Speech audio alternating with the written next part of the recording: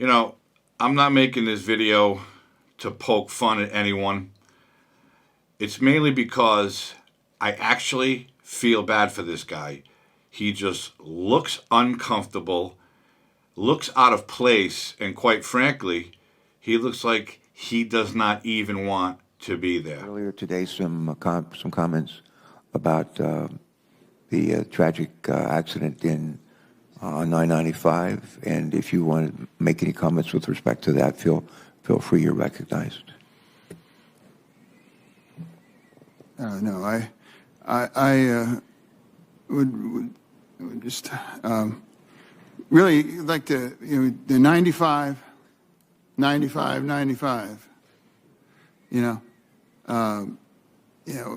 obviously that, you're pretty much preoccupied with 95, and I know I certainly am too, and we know it's a major artery, not just for Pennsylvania, but for the East Coast. And a lot of Pennsylvanians are worried that the delays in repairs bring to its standstill. So, of course, we know who that was, Senator John Fetterman from Pennsylvania. And he was making remarks about the collapsed bridge on I-95 in Pennsylvania. And, of course, he struggled through every word, every sentence, because we all know he suffered a stroke when he was running for Congress, for the U.S. Senate. And quite frankly, I believe that he was forced to stay in the race. I do not believe he wanted to be there. I think his family and political allies made him stay in the race because they knew if he won, they could get him to vote on any piece of legislation that they wanted to get passed. And that's just my opinion, but just looking at this man, we know he's suffering. We know when he first became a senator, he spent a lot of time in the hospital for clinical depression.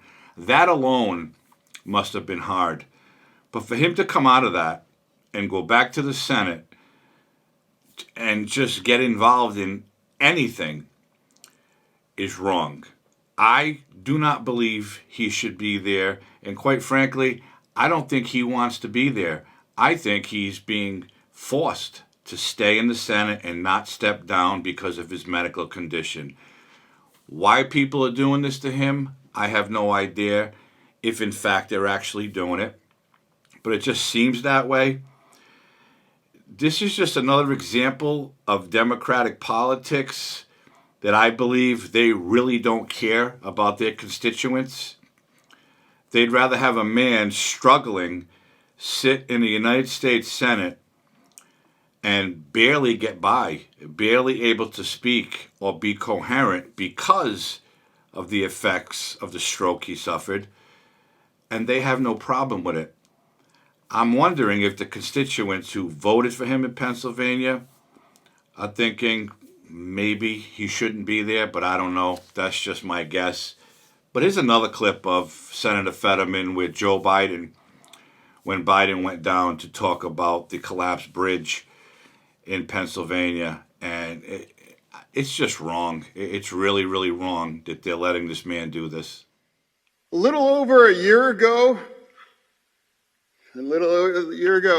the president and I were standing right next to each other at a collapsed bridge in western Pennsylvania, a bridge that I drove over just the night before with my young son. And he showed up with just hours after that bridge collapsed there. And he promised to make sure that any resources that they needed and any help and support. And guess what? That bridge was rebuilt less than a year, well in front of time. And now I'm standing next to the president again, next to a collapsed bridge here.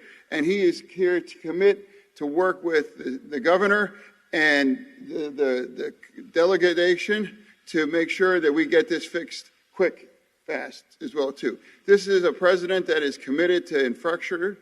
Yeah, and then on top of that, the dual kind of a law of the inflation bill that is going to make sure that there's going to be bridges all across like this, all across America getting rebuilt. It's a pleasure to be here and to introduce my friend, Congressman Boyle Bile.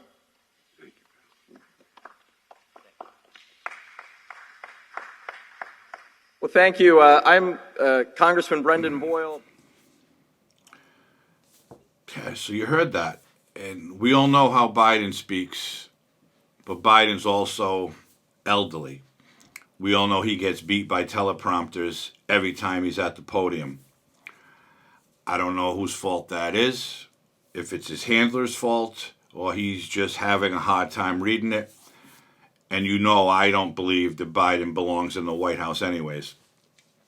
But to listen to John Fetterman just try to put a full sentence together is absolutely painful.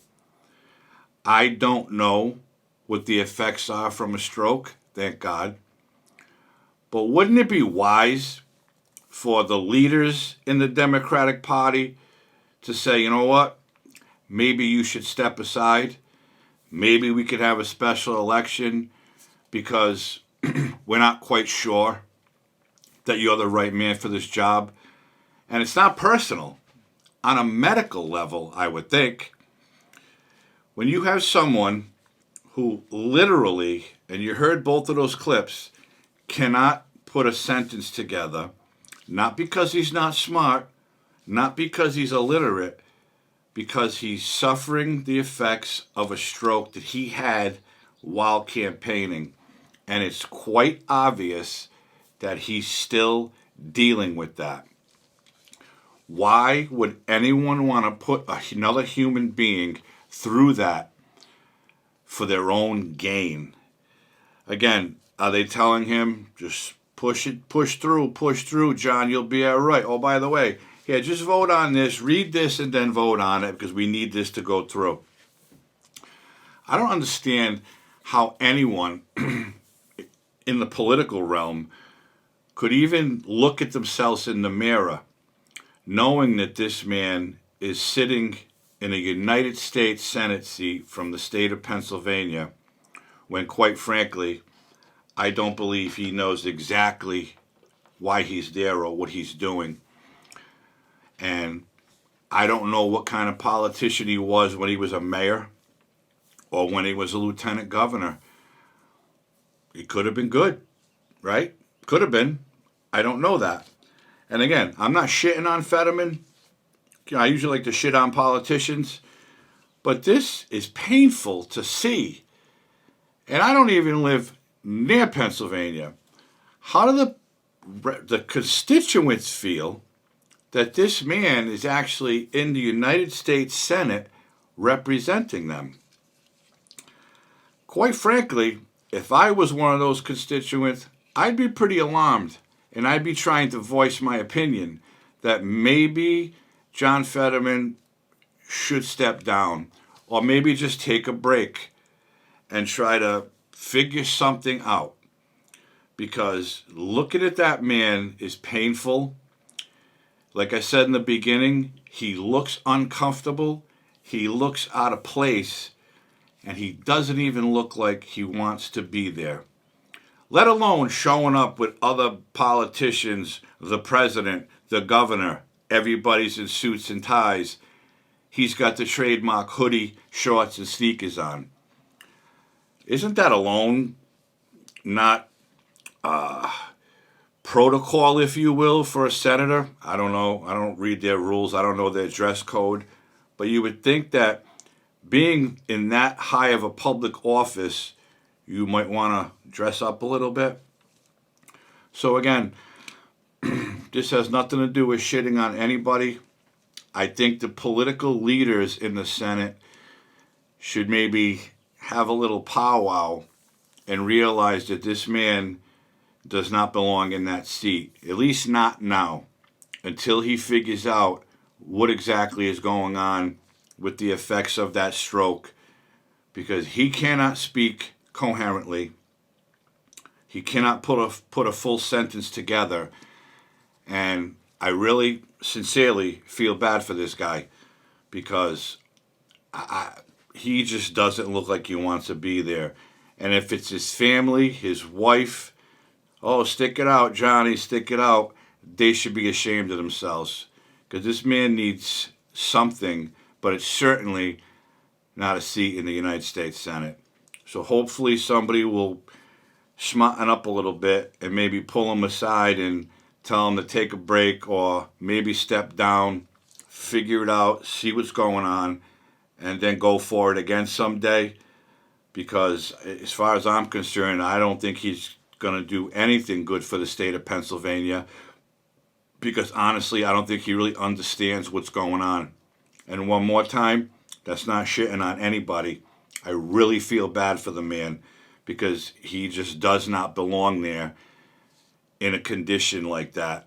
Because obviously the stroke is still affecting him, especially when he speaks. And that's it. I just want to bring this out quick because I saw it and it's just very, very, very painful to see. And people need to look in the mirror and ask themselves, what the hell are they doing making this man do this? So that's all I'm going to say about it. If you haven't liked this video, hit that like button, subscribe to my channel, and hit that notification bell. You won't miss an episode. Share this video with someone. I'd appreciate that. I hope everybody's healthy and safe, and I'll see you real soon.